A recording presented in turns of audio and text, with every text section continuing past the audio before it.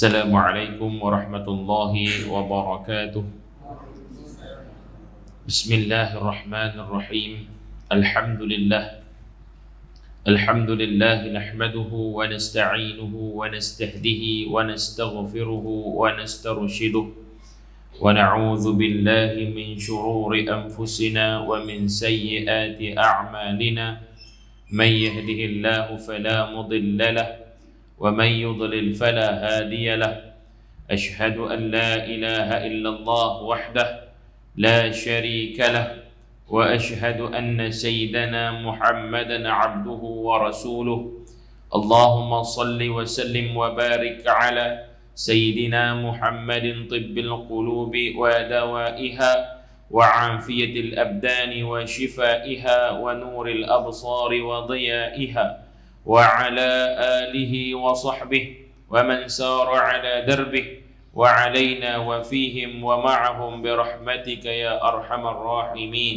أما بعد، اللهم زدنا علما وارزقنا فهما برحمتك يا أرحم الراحمين والحمد لله رب العالمين.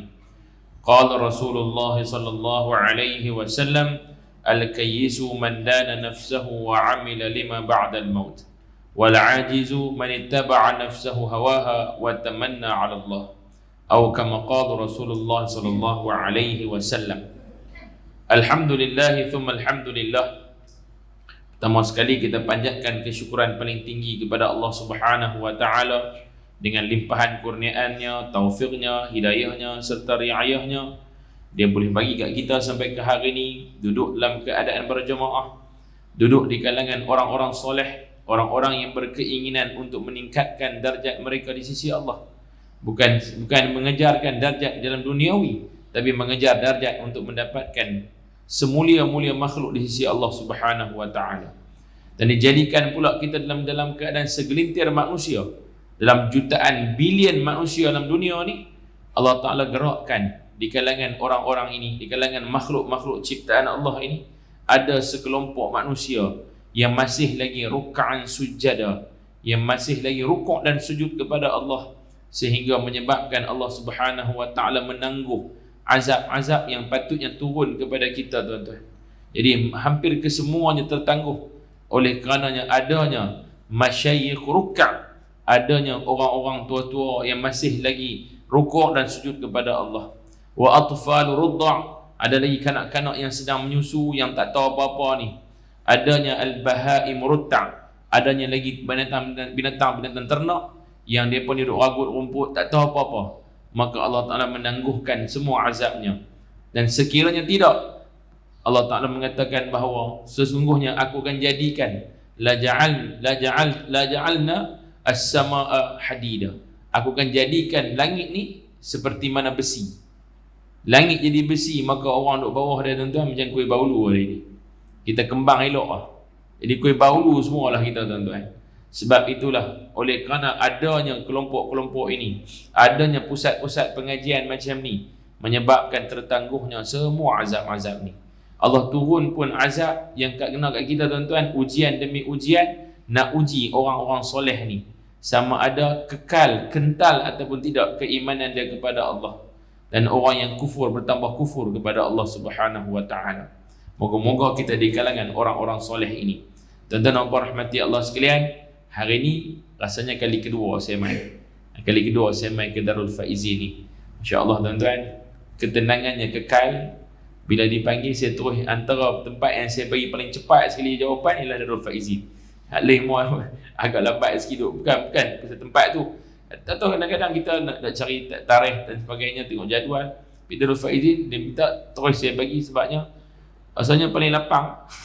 paling lapang insya-Allah, tuan-tuan. Kelapangan tu ada, Allah Taala letakkan kelapangan pada tempat-tempat yang baik ini. Tuan-tuan dan puan rahmati Allah sekalian, insya-Allah petang ni nak cakap apa, nak bagi tahu apa, satu je, tuan-tuan. Saya nak bermuhasabah je, tuan-tuan, hari ni. Kita dah masuk hampir pertengahan daripada Ramadan. Tengah dah. Kan tengah hari ni, tengah. Hari tengah dah. Tengah Ramadan dah, separuh. Nisfu Ramadan, setengah daripada bulan Ramadan. Esok lusa nuzul Quran. Setengah daripada Ramadan, kita nak bermuhasabah malam petang ni. Adakah ianya menepati ataupun kita nak bermuhasabah, bukan pasal bulan puasa, tapi kita nak bermuhasabah dengan kedudukan kita di sisi Allah. Kita muhasabah sikit tuan-tuan. Selalu kita dengar perkataan munafik, kan? Antara sifat tercela ialah nifaq, sifat munafik, sifat tercela yang Allah Ta'ala sangat tak suka. Dan antara benda yang Allah Ta'ala janjikan threaten ataupun satu ancaman kepada golongan munafik adalah asfali minan nar, neraka yang paling bawah sekali untuk dia, neraka yang paling bawah untuk dia. Dan kita sedia dengar hadis Nabi SAW yang begitu masyhur, hadis tentang tanda-tanda orang munafik. Dan kita kerap kata kat member kita, jaga-jaga dengan tanda-tanda munafik ni, kan? Ayatul munafiq salasah. Ini antara silibus lah. Kalau dulu mengaji, zaman duk mengaji sekolah agama ni, wajib hafal, wajib hafal. Saya sampai ingatlah hadis ni duduk dalam kitab Azhar, kitab Al-Azhar tu, dia duduk dalam hadis yang ketiga. Dalam kitab Azhar tu kita ada ketiga, masuk perisa. Tok Syekh suruh mengapai. Sebab dia jadi tanda, dia kata kena mengapai. Sebabnya dia merupakan satu yang besar. Ayatul munafiq thalathah. Tanda-tanda orang munafik ni 3. Idza haddatha kadhiba, bila dia cakap dia berbohong. Wa idza wa'ada akhlafa, bila dia berjanji dia mungkir janji. Wa idza autumina khana, bila mana dia diberikan amanah dia khianati amanah. Tuan-tuan, ada satu plot hadis, satu hadis yang lain pula daripada Nabi kita SAW.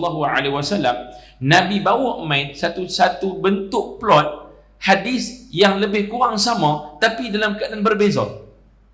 Oh, pelik. Dalam lebih kurang sama, masih lagi pasal munafik, tapi dia main dalam bentuk berbeza. Nabi kita ni kan bersifat fatanah. Nabi ni cerdik, Nabi ni orang bijaksana. Nabi nak attract manusia, nak attract orang supaya yang beriman tambah iman, yang nak munafik betul dia akan jadi munafik ataupun dia berpatah balik kepada orang beriman. Tuan-tuan, maka Nabi pernah bersabda dengan satu hadis. Kalau tadi tiga benda yang ada pada munafik, tapi sekarang Nabi bersabda dengan satu hadis, Nabi tambah 5. Nabi sebutkan khamsun la takunu fil munafiq, 5 benda yang tak ada kat orang munafik. Balik pula. Tadi tu 3 benda ada kat munafik. Sekarang ni 5 benda tak ada kat munafik. 5 benda yang orang munafik tak ada. Bila tak ada kat orang munafik, ada kat siapa? Ada kat orang soleh, ada kat orang baik-baik, ada orang mukmin, ada kat orang Islam yang tulen, pure, genuine. Dia ada kepada orang yang memang genuine keislamannya, genuine mukmin dia. Dan saya nak semak benda tu bersama dengan tuan-tuan, dengan ibu-ibu hari ni. Kita semak sama-sama. Apakah 5 benda yang tak ada kat orang munafik tapi ada kepada orang soleh, ada kepada orang mukmin? Dan benda ni tuan-tuan, ibu-ibu sekalian, dia duduk dalam keadaan macam ada kat kita, tapi takut-takut tak ada. Macam memang duk ada kat kita tapi takut-takut tak ada. Maka Nabi SAW bersabda apa? Khamsun la takunu fil munafiq, 5 benda tak ada pada orang munafik. Yang pertama Nabi sebutkan bahawa nombor 1 sekali ialah Nabi sebutkan bahawa nombor 1 ialah tuan-tuan, al-fiqhu fid din. Orang yang beriman ni, orang yang bukan munafik ni, dia akan mendalami ilmu agama. Ada tak kat kita? Ada. Ni tempat tuan-tuan. Nombor 1 pas. Tulis nombor 1 pas. Tulis nombor 1 saya bagus, saya okey. A plus. Nombor 1 al-fiqhu fid din. Mendalami ilmu agama. Kerana orang soleh, orang beriman, dia tak pernah rasa diri dia pandai. Lagi mengaji, lagi tak cerdik. Lagi mengaji, lagi tak cerdik. Ui, macam ni. Ui, aku tak tahu banyak benda ni. Jangan kata ibu-ibu dan ayah-ayah, yang ustaz duduk depan ni pun ingat cerdik lah. Kalau dia pun rasa dia cerdik, something wrong somewhere. Ada benda tak kena. Proses pembelajaran dia adalah proses yang berterusan, istimrar. Sesuatu yang berterusan, never ending story. Tak ada penamat. Ada seorang syekh dari Jordan memegang sanad tuan-tuan, 12 sanad dia pegang. Sanad Al-Quran 12 sanad dia pegang. Syekh Khalifah daripada Jordan. Masya-Allah tuan-tuan.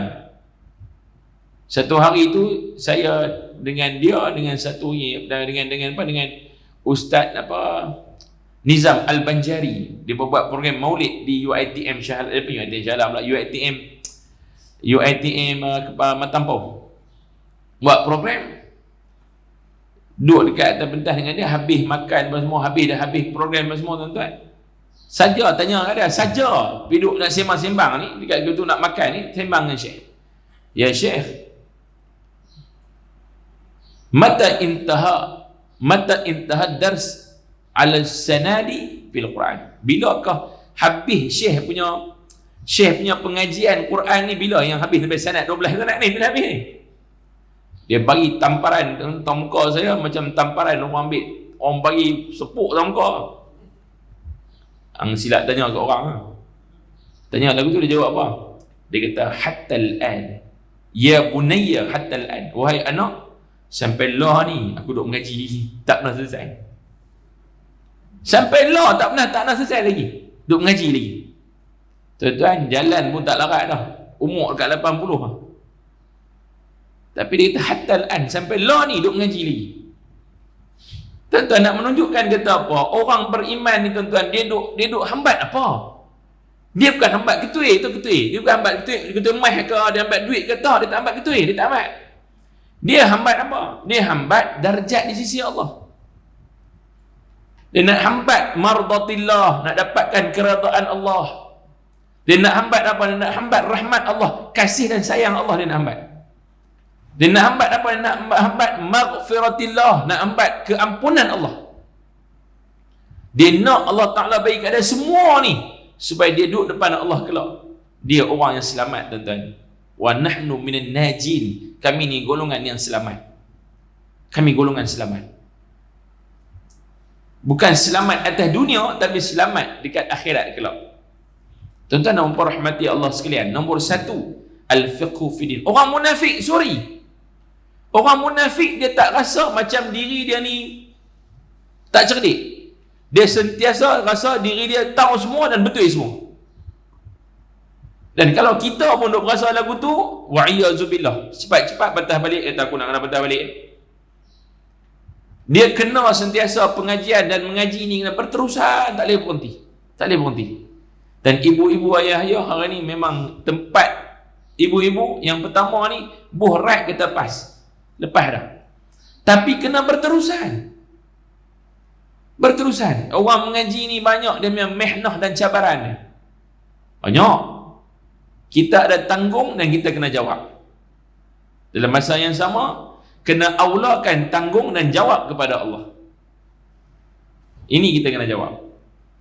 Nombor 2, kata Nabi SAW, antara tanda-tanda yang 5 benda yang tak ada kat orang munafik, ada pada orang mukmin, orang soleh. Nombor 2, apa dia? Nombor 2, al-wara'u bil lisan.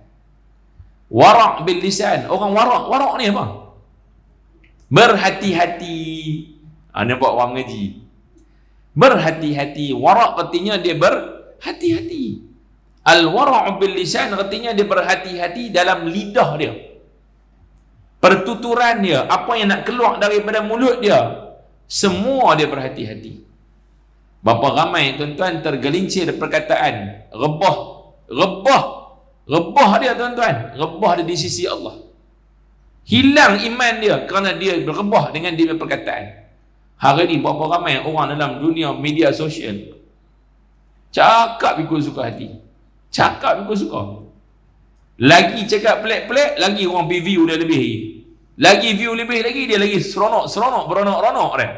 Pasal apa? Al-Ketui masuk dalam poket. Tentu ingat saja-saja. Dia buat, tentu ingat saja dia buat kerja gila. Cakap lebih kurang merapu, merepek, kat long 7-11, kat ni, kat G, kat apa-apa, kat long, kat semua keluar. Maki orang buat live lah, apa. Ingat saja. Dan tak saja Al-Ketui memang saya. Tahu Al-Ketui? Mau duit masuk poket tuan, nak bagi benda tu berjalan. Bila orang view dia, walaupun dia terpaksa dengan berhadapan, dengan terpaksa nak berdepan dengan kecaman, orang kecam dia, orang marah dia, tuan-tuan, lagi orang kecam, orang nak pergi tengok.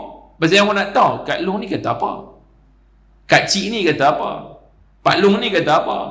Search tengok masuk, buka perang, buka tuan. Dan ni Google, tak tahu Google ke Facebook ke apa benda pun, dia copy apa yang kita search. Kita cari apa, dia copy balik. Contohlah, ibu-ibu duk carilah, katalah cari ubat gout. Contoh, tak kata kat siapa. Katalah dia cari ubat gout, dia search dalam Google. Sat lagi buka Facebook, dia keluar main semua gout, semua gout macam. Betul tak betul? Saya buka pula pergi ke TikTok pun semua jual gout sampai aku nak meluat tengok gout dah. Tuan-tuan, dia pun cakap, lidah kita duk bercakap ni. Manusia boleh jaga apa yang dia buat, tapi susah nak jaga yang keluar daripada mulut dia. Betul tak? Tidur, bila kita tidur, dua-dua berhenti. Perkataan kita hari ni tuan-tuan, sampai plastik pun cakap. Plastik cakap. Duk dalam CD, siapa boleh sangka? CD jolok masuk dalam kereta. Plastik cakap.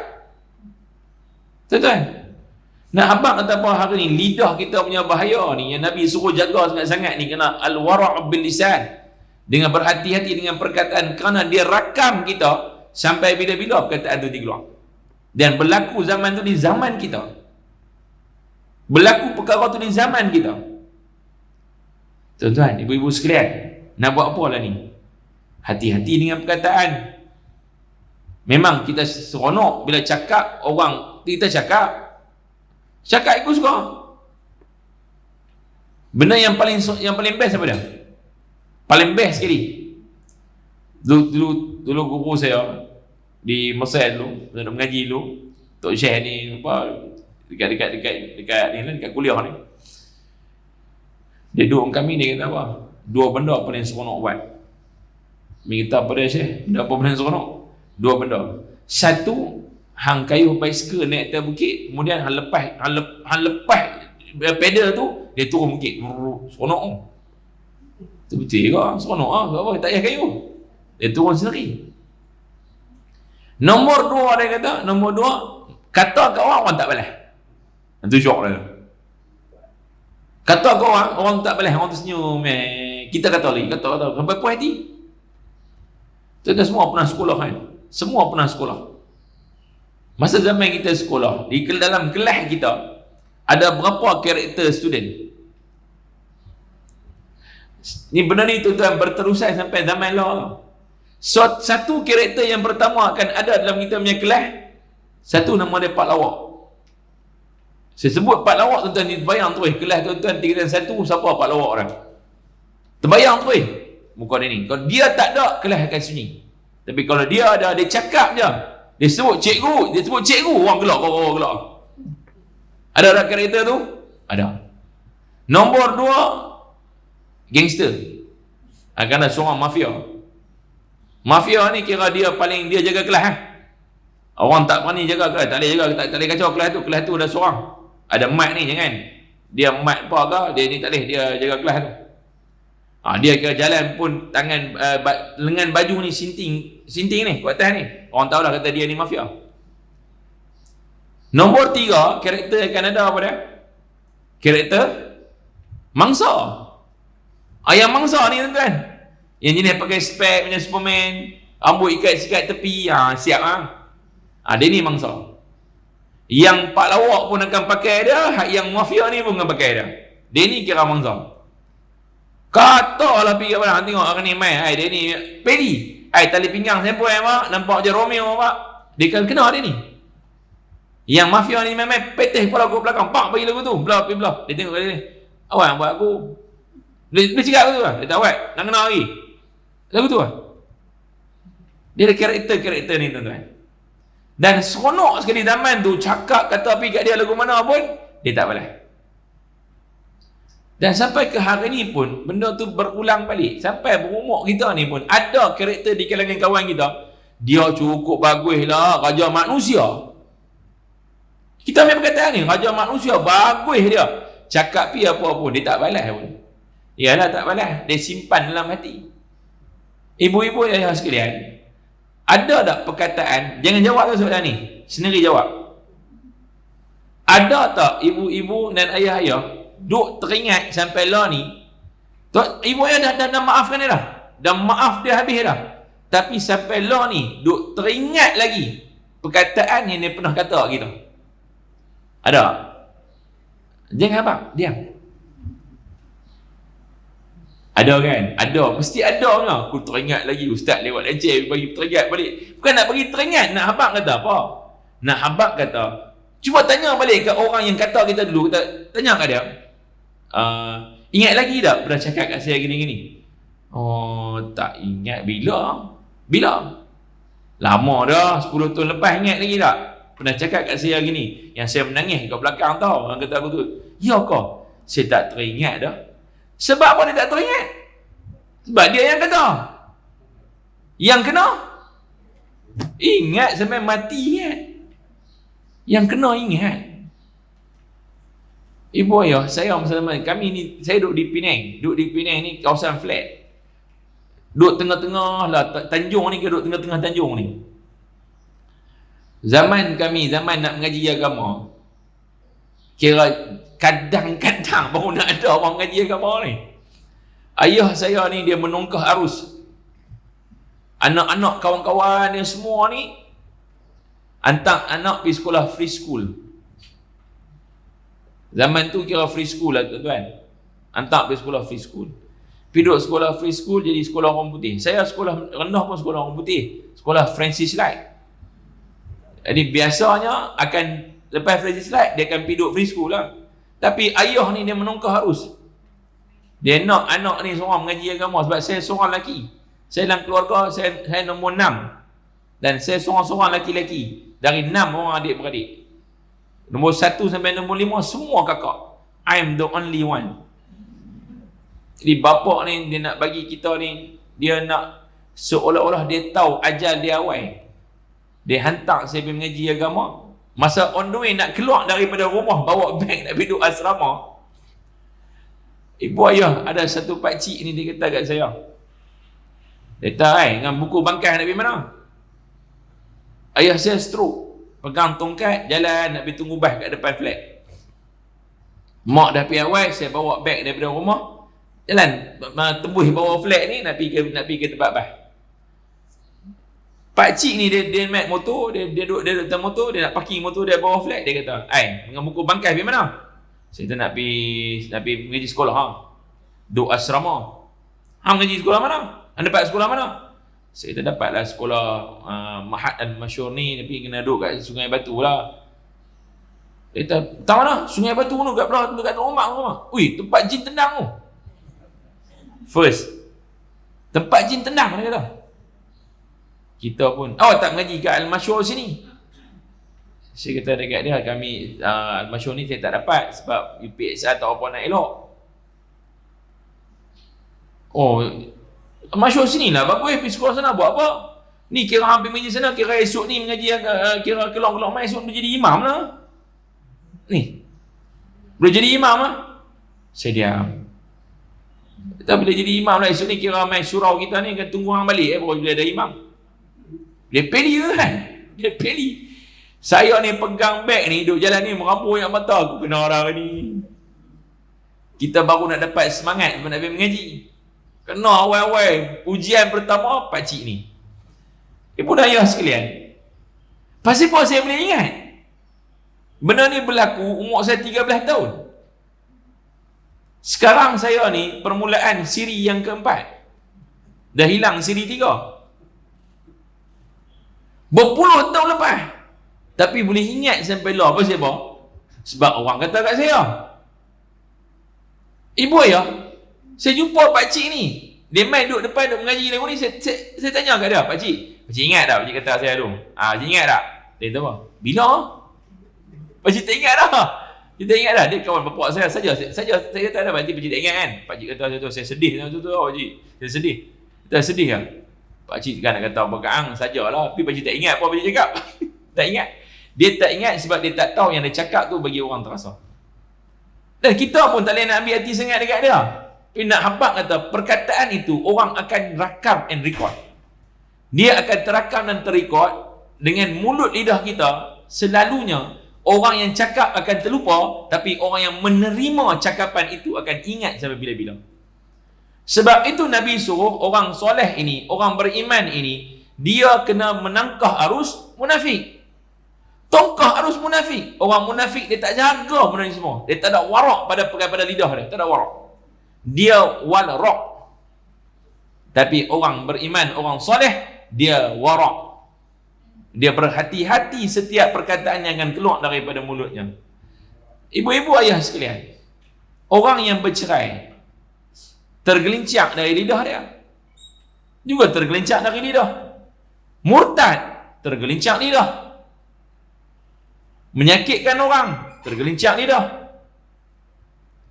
Menyakitkan orang, maki orang, hamun orang, kita rasa kita betul, semua main dari lidah.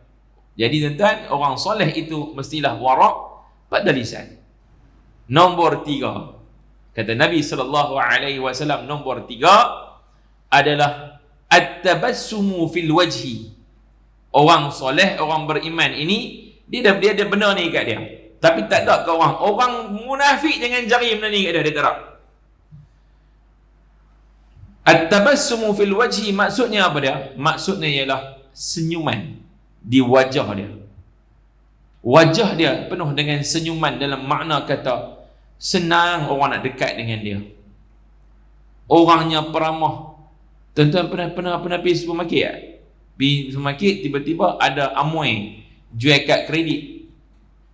Amoi jual kad kredit. Dia mai dekat kita. First kali apa dia main ekspresi wajah? Jangan tengok Amoi tu. Jangan tengok Amoi tu. Tapi apa dia main mula-mula? Ekspresi wajah dia. Dia nak pancing kita. Senyum dulu. Dia buka face mask sikit. Hai.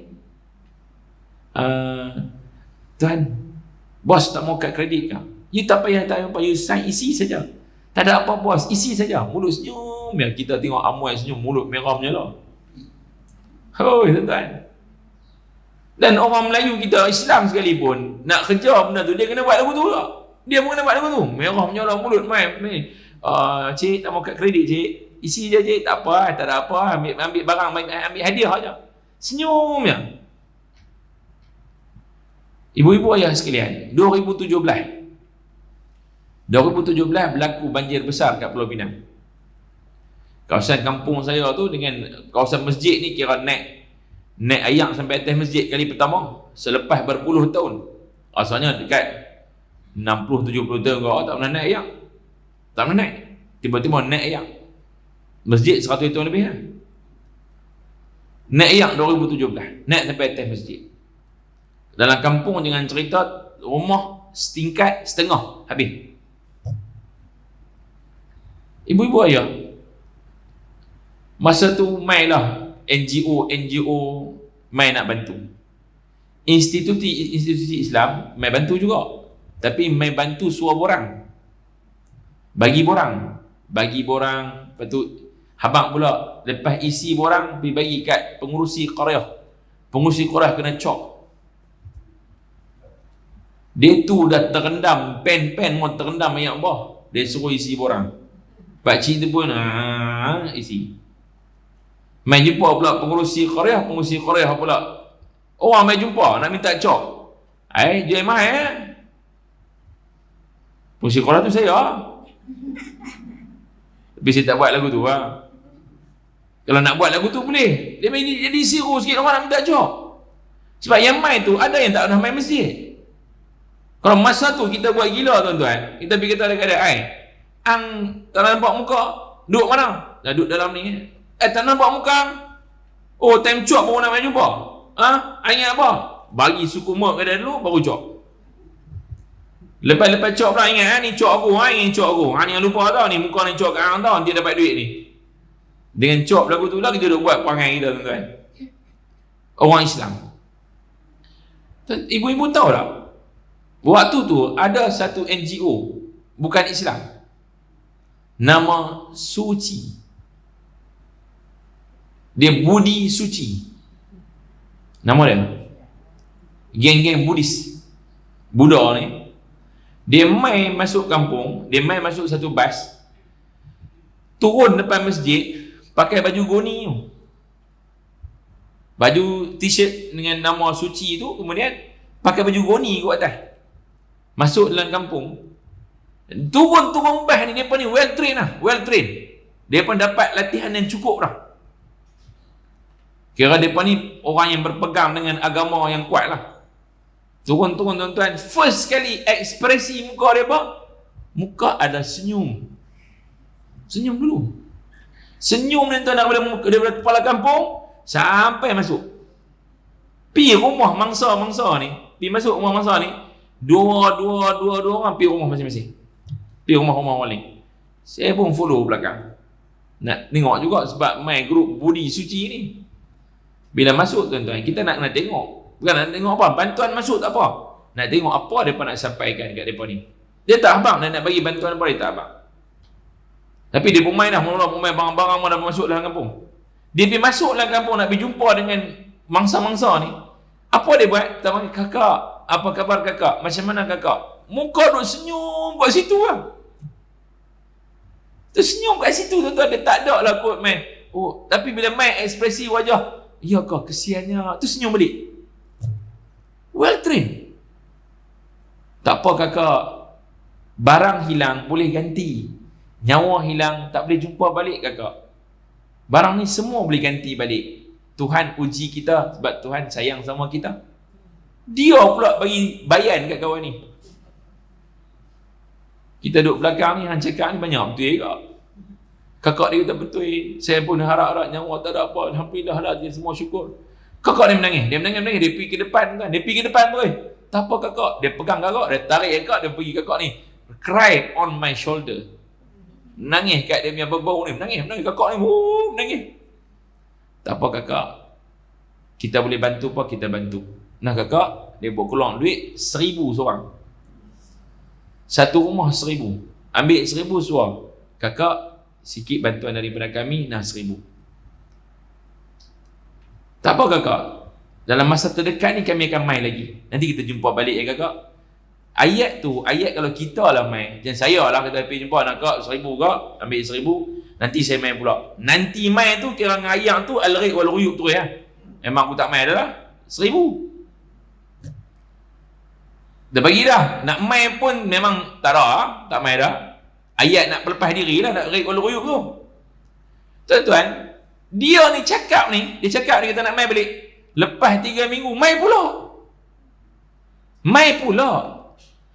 pula tuan-tuan, bukan main saja. Kakak, okey kah macam mana? Sudah okey semua? Atau banyak dah okey dah.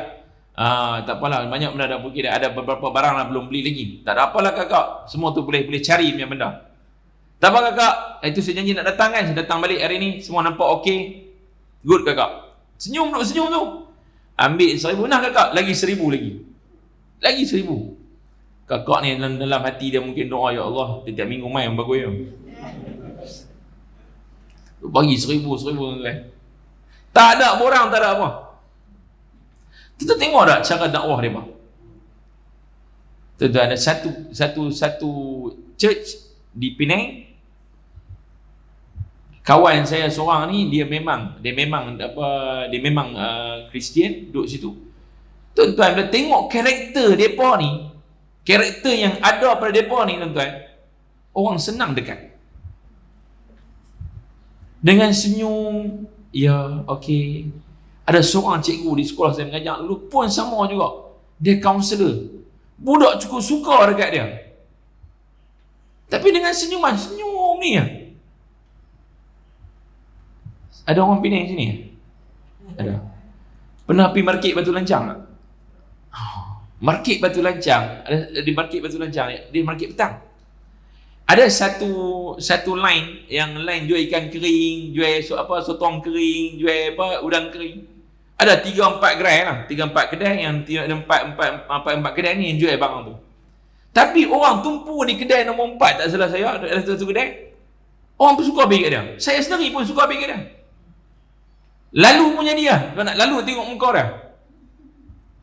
Kami panggil dia apek senyum. Ya kakak. Memang macam tu lah. Bukan penyakit tau, memang macam tu.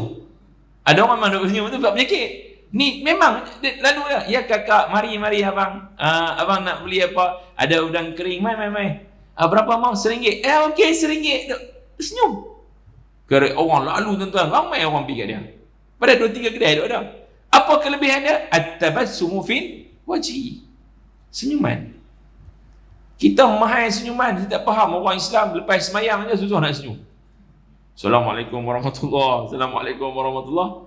Orang pergi, Assalamualaikum. Habis semayang? Dah. Sedangkan orang Islam baru lepas bercakap dengan Tuhan, senyuman terukir kerana aku rasa tenang ketika lepas semayang. Tapi jadi macam satu bala dia pula. Nombor 4, tuan-tuan. 1, al-fiqhu fid din. Nombor 2, al-wara'u bil lisan. Nombor 3, at-tabassumu fil wajhi. Nombor 4 ialah apa, tuan-tuan? Nombor 4 adalah al-nuru fil qalbi. Nur fil qalbi. Cahaya di hati dia. Bukan maksud bawa lampu kat hati ke apa dah. Kau pakai loket yang ada lampu boleh nampak macam cahaya, kan? Maksud cahaya di hati ni apa? Ibu-ibu ayah sekalian, dia tak ada sifat hasad. Sifat yang duduk dalam hati ni tak ada kat dia. Dia tengok kawan dia beli rumah baru, beli kereta baru. Dia baru keluar kereta Beza. Dia tengok, anda beli kereta baru? Alhamdulillah lah, baru ni adalah sikit, dia banyak duit muka, aku ambil lah, pergi buat loan lah. Boleh lah nak pergi mana-mana, boleh lah nak jalan jauh-jauh tu, boleh lah sikit. Alhamdulillah, tahniah. Syukur banyak-banyak hang dapat beli kereta. Yang kata nuru fil qalbi ni macam mana? Dia lepas jumpa kawan ni, dia kalih belakang, dia angkat tangan doa, ya Allah, jadikanlah kenderaan yang dimiliki oleh sahabatku ni, ya Allah, merupakan kenderaan yang boleh membantunya ke syurga-Mu, ya Allah.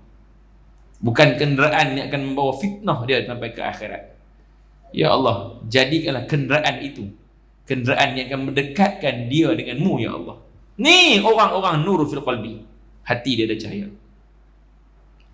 Husnuzan, dia bersifat sangkaan baik kepada Allah Subhanahu Wa Taala. Kena ujian apa pun, dia tetap kekal. Allah memang nak buat baik kat aku. Dia kekal dengan Allah nak bagi baik kat aku. Anak dia meninggal, tuan-tuan. Anak yang paling dia sayang meninggal. Nabi kita SAW ketika Qasim meninggal, Nabi kita pun menangis. Bukan tanda tak redha, tanda sedih sebagai seorang ayah kehilangan anak dia. Tuan-tuan dan rahmati Allah sekalian, hilang anak. Orang kan cakap apa? Tambah-tambah ibu lah. Ibu kan. First sekali dia akan menangis, dia menangis. Akan keluar perkataan-perkataan tak orang cantik ni. Kita dah pergi sabar lah, tak ada, insya-Allah dia di tempat yang baik di sisi Allah, tak apa, sabar banyak-banyak. Dia kata pasal apa lah? Mereka tanya kat ustaz ni, ustaz pasal apa Allah Taala ambil anak saya daripada suruh ambil saya? Tanya kat ustaz, pasal apa depa ambil anak saya dulu, tak ambil saya? Awak Allah Taala ambil anak saya dulu, tak ambil saya? Tanya kat ustaz nak jawab apa? Kalau tuan-tuan ustaz nak jawab apa? Dalam kitab tak tulis mana ni? Nak jawab tak? Mungkin kot makcik ni banyak dosa lagi nak taubat lebih awal. Kan gitu? Mana kita nak tahu? Mana siapa pun tak tahu. Rahsia Allah. Allah sayang dekat dia, Allah ambil dia awal. Orang yang mati lebih awal, lebih banyak dia punya risiko nak buat dosa. Tuan-tuan, tiba-tiba tanya, Apa sebab tak ambil dulu? Saya lah patut dulu. Dia pula nak mendahului Tuhan. Nak suruh ambil dia dulu pula. Kalau tak ambil sungguh-sungguh baru tahu. Ibu-ibu dan ayah sekalian, dan satu hadis Nabi pernah cerita, ada pernah berlaku tuan-tuan, Nabi kita SAW lalu di tanah perkuburan dengan Sayyidina Umar bin Al-Khattab. Lalu ke tanah perkuburan ni, on the way duk lalu ni, Nabi nampak satu orang wanita, satu perempuan ni, duk nangis kat kubur. Nangis kuat lah. Nangis kuat ni. Nabi kata apa dia? Isbiri sab'na. Jadi pujuk dia suruh sabar. Dia tak tengok siapa cakap. Baru menangis ni. Lebih kurang ayat ni lah. Ayat terjemahan kita ni gini. Ang tak kenal, ang tak tahu lah. Lebih kurang tu. Yang ni selalu kita mendapat jawapan apa tu? Suruh aku sabar. Ang tak kenal, ang tak tahu lah. Kami kenal, kami tahu lah. Benda kenal baru tahu lah. Tak tahu apa kuasa Allah. Tak tahu lah. Kira merepek lagu tu lah. Sayyidina Umar tengok dia jawab lagu tu, kira Sayyidina Umar cakap depan Nabi pula, dia kira nak pergi, dia ni. Nabi pegang tangan dia, Nabi dah jom balik. Biarkan dia. Lepas Nabi sampai di rumah, Sayyidina Umar pun hantar Nabi sampai kat rumah. Sayyidina Umar kata, aku tak pergi, patah balik. Tak pergi, patah balik, pergi kat kubur tadi. Jumpa perempuan ni. Dari kau tahu tak dengan siapa kau cakap tadi? Kau tahu tak? Tak tahu. Yang cakap kepada kakak tadi ialah Rasulullah, dan kau berjawab lagu tu mesti bang. Dia kau Allah, Rasulullah kau. Baik. Dia pun terus bangkit, rasa bersalah, pergi jumpa terus Nabi. Bila jumpa Nabi, minta maaf Rasulullah, sebenarnya saya ni dah redha dengan apa yang berlaku kat saya ni. Saya redha, tak ada masalah apa pun, saya okey lah. Tadi sikit dia kata. Nabi buat satu ayat dekat dia, dan ingat ibu-ibu sekalian dan ayah-ayah sekalian, Nabi bagi tips untuk kita semua. Nak dikira orang sabar, sebab apa? Wabashshirus sabirin. Berita gembira untuk orang sabar ni. Orang sabar ni dapat syurga Allah. Dan dia ada takat yang kat mana tempoh masa dia nak sabar. Bila dikira orang tu sabar? Nabi bagi dia punya jangka tu. Sukat tu Nabi bagi. Nabi kata apa? As-sabru fi darmatil ula. Sabar tu ialah pada waktu mula-mula kena tu. Hak first kena tu. Aku redha ya Allah dengan apa yang jadi kepada aku ya Allah. Engkau lebih mengetahui yang mana lebih baik untuk hamba-hambamu. Ni orang A+. Ini orang soleh, orang warak. Dia dapat pangkat orang sabar. Tuan-tuan, ada sahabat saya, dia kehilangan anak dia kena penyakit leukemia. Penyakit kanser darah.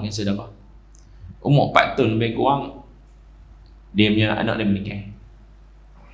Dan tempoh tak lama lah, dia demam sat, lepas tu masuk hospital buat kemo, meninggal. Pergi tengok anak ni tuan-tuan, kita sahabat baik dengan dia, tengok anak dia, kita sedih waktu duduk manggilnya tu. Tapi si ibu ni kata apa? Hebat lah, ibunya hebat. Ibu ni kata apa? Tak apa Irfan, ibu tahu satu hari nanti, tak apa Irfan, ibu tahu Irfan akan tunggu ibu dekat syurga. Ibu redha. Allah lebih tahu kedudukan Irfan daripada ibu. Ini ibu A+, tuan. Ini ibu A+. Ayah dia kata apa? Ayah dia, tuan-tuan, buat relax je, tak ada apa. Belum nak buat macam mana, Allah Ta'ala nak ambil. Dia bagi pinjam kat aku saat, bagi aku sayang dekat dia, dan dia sayang kat aku. Dia tunggu aku kat syurga. Habis. Tuan-tuan, bila anak sampai umur 4 tahun dah. Anak duk senyum seronok umur 4 tahun, duk lari, duk khabat belakang kita ni. Allah ambil, tapi mak bapak boleh sabar lagu tu, tuan-tuan. Allah, rahmat Allah bagi kat daripada orang. Nombor 4 tadi kan. Nombor 4 tadi ialah an-nuru fil qalbi, cahaya di hati dia. Nombor 5, Nabi sebutkan yang ni berat kat kita. Berat. Tapi nampak macam ringan. Dan selalu orang kata, aku tak ada masalah bab ni. Tapi sebenarnya kita bermasalah. Nombor 5, Nabi kata, al-mawaddatu fil muslimin. Kasih sayang. Orang munafik tak ada sifat ni. Tapi ada pada orang mukmin. Kasih sayang terhadap orang Islam. Sayang kat orang Islam. Ambil berat pasal orang Islam. Ibu-ibu ayah, kita sayang kat isteri dan suami kita. Apa kita buat kat dia? Kita ambil tahu pasal dia. Makan minum kita ambil tahu. Telefon sehari beberapa kali. Kalau baru kahwin kan ambil berat kan. Ayang yang buat apa? Tak buat apa-apa, just baca WhatsApp. Yang saya pukul 10 pagi tanya orang, 10:30 tanya lagi. Yang dia buat apa? Yang kata 2 kali tanya dah, layan lagi. Sajalah bang, duduk tengok ni. Tak apa. Sayang, memang tuan-tuan, kita disunatkan memanggil panggilan isteri dengan suami dengan panggilan yang cantik-cantik, panggilan yang ikut suka kita punya adat setempat lah. Ada orang panggil sayang, ada orang panggil ayang, ada orang panggil baby, ada orang panggil hubby, ada orang panggil honey, kan? Ada orang panggil paang, maang. Selesa kat dia lagu mana. Kalau paang, maang tu menyebabkan rasa kasih sayang lebih erat, silakan. Ada orang panggil bagi kat suami dia babe. Ada orang panggil ling, ada orang panggil darling. Panggil apa pun tak apa, disunatkan panggil yang selesa. Jangan panggil lah nama-nama yang tu ni gemuk macam kan. Tapi kalau perkataan itu disukai oleh isteri, abang tak tahu lah, bila abang sebut gemuk tu rasa macam hui, syok nak. Tak apa. Tak tahu abang cakap gemuk tu rasanya sur nak. Tak apa. Panggil lah adik mok. Kita sayang kat isteri, kat suami, kita panggil baik-baik, betul tak? Yang dia suka, layan dia dengan layanan yang baik.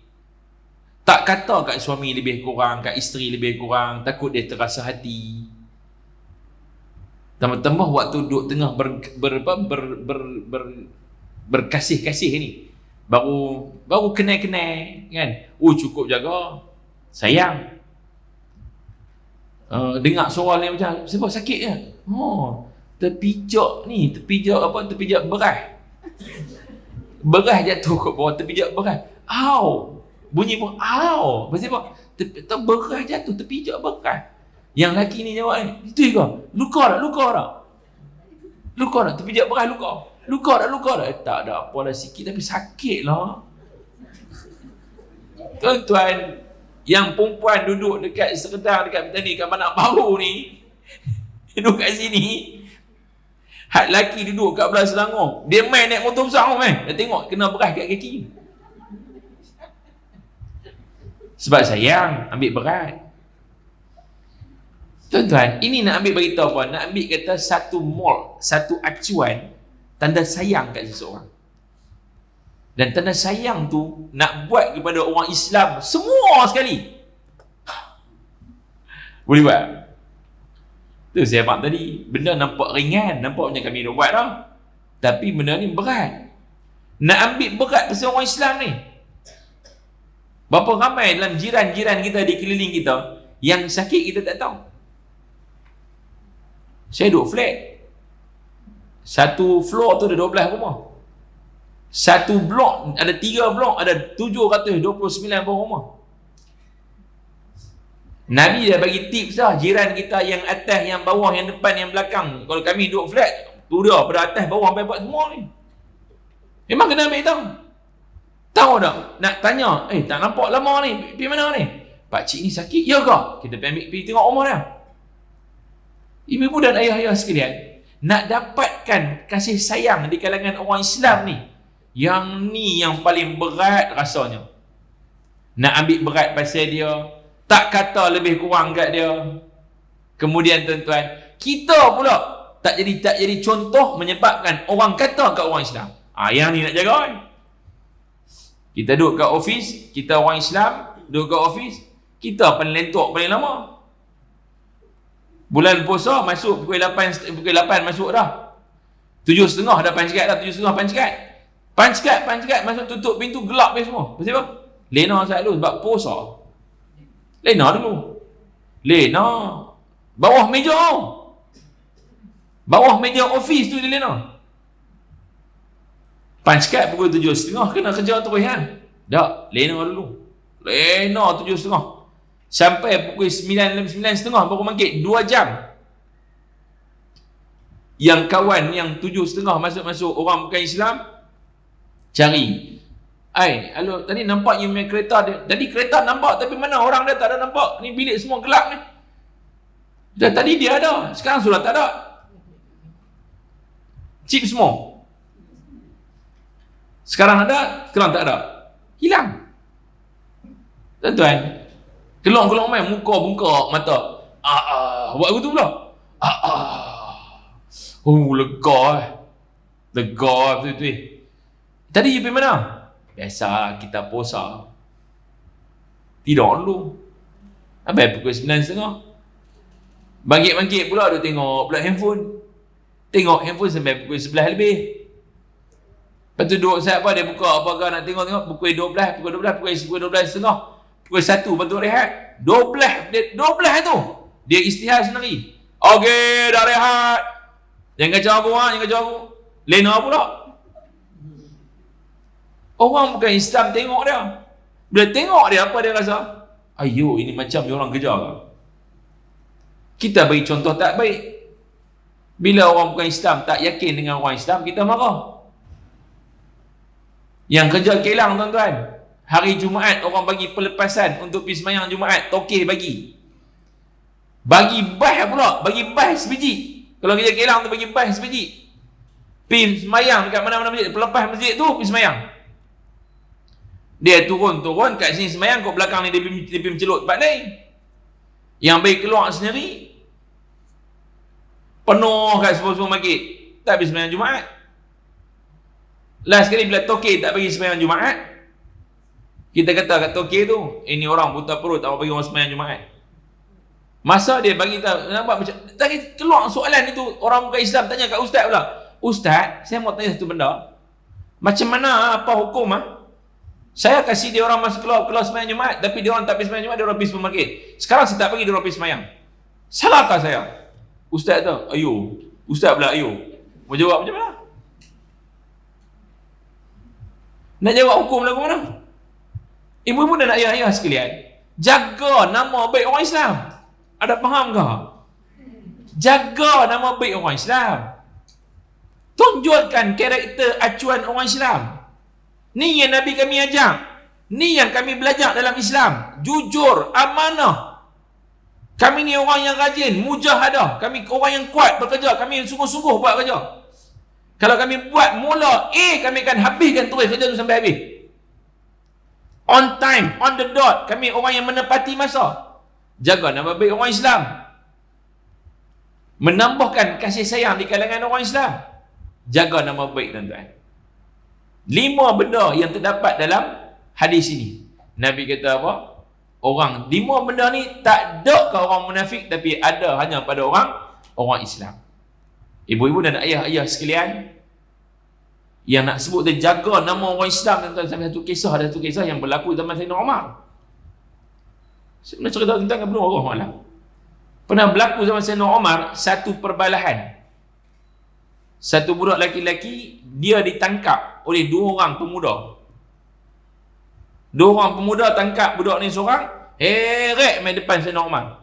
Bawa main depan Sayyidina Umar. Nak abang kata budak ni ada masalah. Dia telah pun bila Sayyidina Umar tanya ke dia, hampa heret budak ni main buat apa? Berapa heret dia lagu tu? Nampak teruk sangat heret ni. Pasti apa? Dia kata budak ni dah bunuh bapak kami. Tuan-tuan dengar, bunuh ni kira bukan dahsyat lah, amat-amat dahsyat lah. Bunuh budak ni, bunuh bapak dia. Budak ni pun tak, Sayyidina Umar tanya, hang betul-betul yang bunuh tak? Hang bunuh bapak dia kan? Dia kata, ya, memang aku bunuh. Tapi ia merupakan satu kemalangan, dia kata. Cerita main aku, apa benda berlaku? Dia kata, aku ni ada seekor unta. Unta aku ni memang aku sayang ada seekor ni. Jadi unta pun ni aku lepas dia masuk dalam kebun pakcik ni. Bila masuk dalam kebun pakcik ni, tuan minyak tuan ni kot. Dia pergi masuk dalam kebun pakcik ni dia makan apa tanaman pakcik ni geram ah. Pakcik ni tengok unta ni duk makan dia geram dia tanam pokok dia duk, bila duk makan dia ambil batu, pakcik ni ambil batu bagi kat mata unta ni, pukul kat mata. Bila pukul kat mata unta merung. Siapa pandai buat unta merung? Jangan suruh saya buat, saya pun tak tahu. Unta ni merung sakit lah. Sakit tuan-tuan. Dan bila aku tengok, wahai Amirul Mukminin, ketika aku tengok unta aku merung, aku sebagai tuan dia tak sampai hati tengok. Geram lah, marah orang pukul unta aku. Bila aku masuk dalam kebun dia nak keluar unta ni, aku ambil batu tu, aku geram kat pakcik ni, aku baling ke dia balik. Bila baling, kena batu ni dan pakcik ni jatuh, mati. Dia dengar cerita lagu ni, Sayyidina Umar kata, kalau begitu, kamu ni dikenakan hukum qisas. Kamu dikenakan hukum bunuh balas. Maka tanya balik kat waris ni lah, dua orang budak ni. Okey, lah ni macam ni. Kamu ada 3 pilihan. Sama ada nak bunuh balas balik, maknanya budak ni kena bunuh, nak pancung lah. Nombor 2, ataupun budak ni bayar diat, bayar dengan harga 100 ekor unta. Nombor 3, ataupun kamu maafkan dia aja, maafkan dia dan dia bebas. Antara 3 ni kamu pilih yang mana? Tengah marah budak muda, dia pilih nombor 1. Kami nak mau bunuh balas balik, puas hati. Jadi Sayyidina Umar kata apa? Kalau begitu, aku akan laksanakanlah apa yang kamu nak. Baik, wahai budak, any last word? Dia cakap orang putih ya. Ada apa-apa pesanan terakhir? Nak minta apa-apa yang terakhir tak? Budak ni kata apa? Ya Amirul Mukminin, saya ni ada seorang adik. Adik saya ni masih lagi belum akil baligh. Dan saya adalah pemegang amanah. Bapa saya dah mati, mak saya dah mati. Saya jaga adik saya. Kalau saya juga mati, maknanya adik saya akan duduk sebatang kara. Sebelum saya mati ni, saya nak minta izin, saya nak balik pi ke kampung saya, nak pi uruskan harta-harta yang akan diuruskan, nak uruskan harta yang boleh menguruskan adik saya nanti. Jadi ni Omar tanya, kalau begitu nak apa hari? Kalau begitu kami nak, saya nak bagi saya 3 hari lah. Saya nak 3 hari. Okey, kalau 3 hari kalau begitu boleh. Tapi dengan syarat. Dengan syaratnya ialah kamu cari seorang guarantor, seorang penjamin. Penjamin ni maksud dia, kalau kamu tak main lepas 3 hari, penjamin hilang kepala. Budak tuan-tuan, budak. Siapa tak kenal dia? Dan benda ni berlaku di Masjid Nabawi. Jadi budak ni, okay, orang kata apa? Kalau begitu, sekarang ni cari penjamin. Siapa nak jamin kamu? Sekarang. Dia pun angkat kepala. Siapa-siapa boleh jamin aku tak? Contoh kita dah ramai-ramai lagu ni. Tiba-tiba saya tanya tuan-tuan, ada siapa-siapa boleh jamin saya tak? Saya nak buat pinjaman bank 100 juta. Siapa boleh jamin saya? Saya pergi mata tuan-tuan, semua pakai tunduk kepala. No. Faham lah? Budak ni tuan-tuan, dia pun ada siapa-siapa boleh jamin saya tak? Ada tak siapa-siapa jamin saya? Dia tengok ke setiap mata dia pergi tengok tu, setiap orang tu tunduk kepala macam dia buat macam tak tahu lah. Maknanya tak mau jadi. Dan Omar kata, wahai budak, sekarang ni tak ada orang yang nak jamin kamu. Tak ada orang nak jamin kamu. Sekarang ni macam mana? Kalau begitu aku tak ada pilihan, teruskan lah. Tengah-tengah nak kena hukuman ni lah. Tiba-tiba ada di belakang Masjid Nabawi tu, ada seorang angkat tangan. Ya Amirul Mukminin, aku berjanji untuk menjadi penjamin bagi budak ni. Siapa orang tu? Orang tu adalah Sayyidina Abu Dzar Al-Ghifari radhiyallahu anhu. Abu Dzar ni aset orang Islam kot. Dia ni aset tuan-tuan. Dia ni apa kira yang menjaga, yang apa ni dari segi apa jihad dia, penguat agama dia, orang hebat dia. Tiba-tiba jamin budak yang orang tak kenal. Orang Madinah tengok, biar betul ni Abu Zar. Nak jamin budak ni yang kamu tak kenal dia. Dia ni kalau pergi lepas 3 hari, kamu hilang nyawa ni. Abu Zar kata, tak apa, aku nak jamin dia. Omar kata, kalau begitu wahai budak, pergi. Sekarang selesaikan, lagi 3 hari jumpa. Bersurai semua. Orang Madinah ni tuan tak puas hati lah. Duk cari, esok tu cari dah. Mana budak ni? Mana budak ni pergi? Budak ni dah hilang. Al-Ghaib dah. Hilang dah. Dia tak habis lah Abu Zar. Budak ni tak nampak 1 hari lah. Sehari tak nampak dia dah. Dia pergi mana tak tahu. Pakai cari budak ni memang tak jumpa dah. Hari kedua masuk, cari lagi, tak jumpa juga. Masing-masing duk cakap tentang budak ni. Kamu nampak tak budak tu? Tak nampak. Nampak tak? Nampak. Habislah Abu Zar, habislah lepas ni, habislah. Tak ada harapan dah, habislah. Ibu dan ayah, masuk hari ketiga, pagi-pagi lepas subuh, waktu duha, 2 orang yang waris tadi tu, yang mendakwa tadi tu, mai ketuk rumah Abu Zar. Ya Abu Zar, hari ni hari yang telah pun dijanjikan, jom pergi berjumpa dengan Amirul Mukminin untuk melaksanakan hukuman. Budak ni tak mai dah. Apa jawapan Abu Zar? Abu Zar kata, aku tidak akan menjalani apa-apa hukuman melainkan selepas waktu maghrib masuk, kerana hari baru, hari ni dikira habis selepas masuk waktu maghrib. Abu Zar kata, tak apa, sekarang kita keluar pergi tunggu kat Masjid Nabawi semua. Dia pun ikut yang belakang ni tuan-tuan, orang Madinah. Tunggu saja. Wakat pergi meneru. Nak tengok apa jadi hari ni. Apa akan berlaku hari ni. Pergi sampai dekat Masjid Nabawi, tunggu. Masuk waktu Zuhur.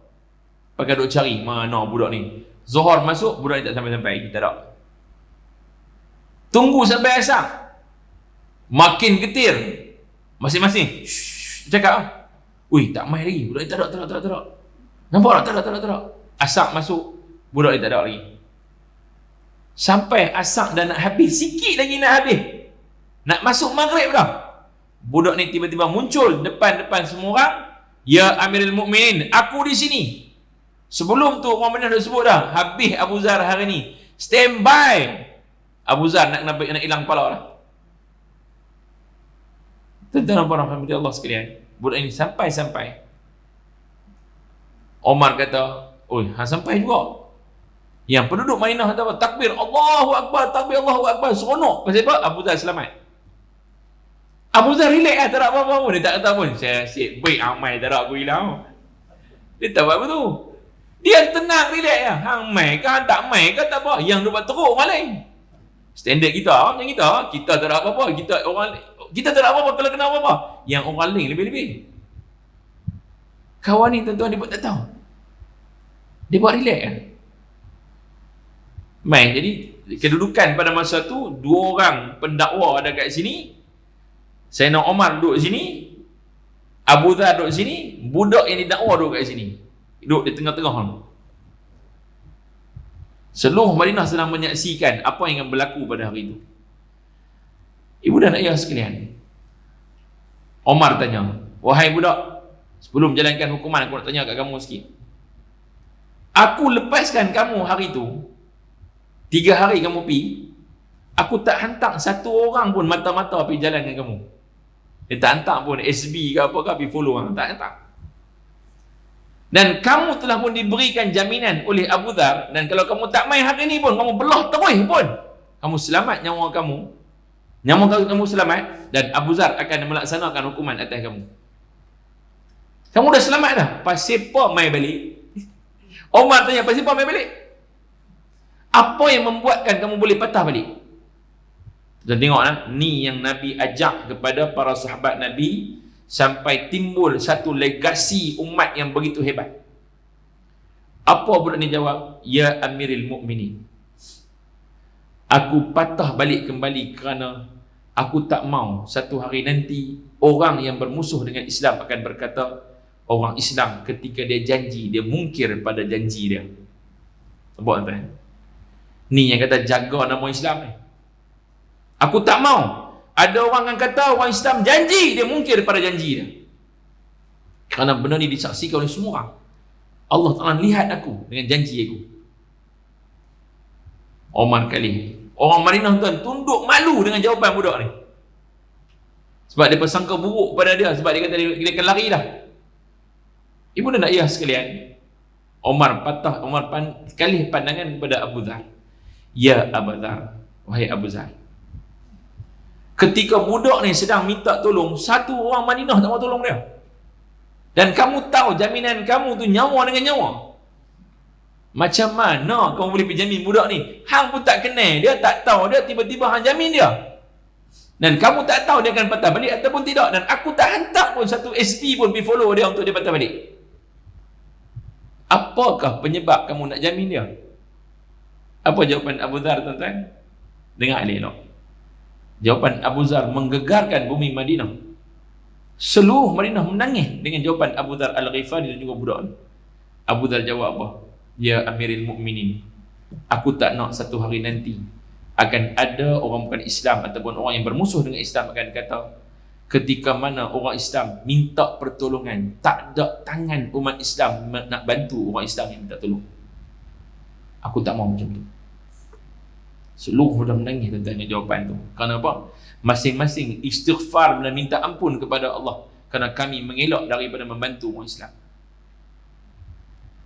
Budak ni kalih, Sayyidina Umar kalih pula pandangan kepada dua orang budak ni. Wahai budak, sekarang ni aku nak melaksanakan hukuman ke atas budak ni. Ada apa-apa kamu nak cakap? Kedua-dua budak ni tuan-tuan menangis terisak-isak, kata apa? Ya Amirul Mukminin, mana mungkin aku nak melaksanakan satu hukuman ke atas budak ni dengan apa yang dia telah buat pada hari ni? Mana mungkin, kerana aku tak mau satu hari nanti akan ada orang yang bermusuh dengan Islam akan kata, orang Islam ketika sahabatnya meminta ampun dan maaf, dia tak memaafkan sahabatnya. Maka mulai hari ni aku maafkan ya Rasul, ya Amirul Mukminin. Aku tak mau diat pun tak mau, apa pun aku tak mau. Aku nak dia dibebaskan dia. Dia saudara aku, dia orang Islam yang patut jadi duduk saudara aku. Tuan-tuan rahmati Allah sekalian, ini legasi yang ditinggalkan oleh Nabi kita Muhammad SAW. Ini legasi dia. Inilah yang kita akan ikut. Kita nak jaga nama orang Islam. Jaga nama Islam, jaga nama baik orang Islam, jaga nama baik baginda Nabi SAW. Nabi yang ajak kita. Hari ni orang blame Nabi kita sebab apa? Kerana penganut dan pengikut Nabi kita SAW tidak melaksanakan apa yang Nabi ajak. Wallahu a'lam, tuan-tuan.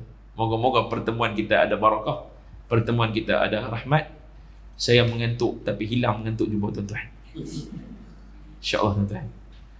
Moga-moga Allah rahmati pertemuan kita. Allah beri barakah kepada kita semua, tuan-tuan. Tolong doakan kat saya, doa semua orang kepada kita, tuan-tuan.